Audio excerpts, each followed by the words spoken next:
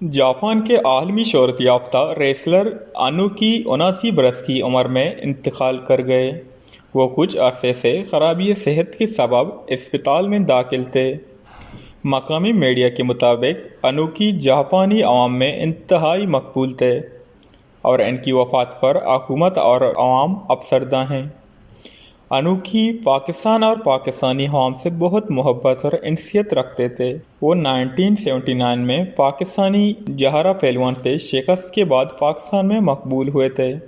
अनुकी ने जहरा पहलवान की वफ़ात के बाद इनके भतीजे को जापान में अपनी निगरानी में तरबियत दी थी।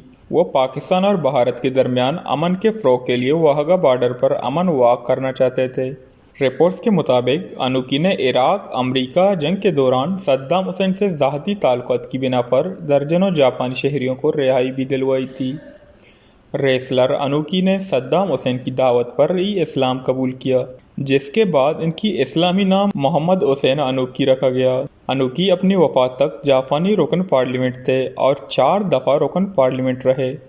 वो जी न्यूज़ के तावन से पाकिस्तान आने की ख्वाहिश रखते थे। उन्होंने जी न्यूज़ के नाज़रीन के लिए पैगाम भी रिकॉर्ड कराया था। वश न्यूज़, कराची।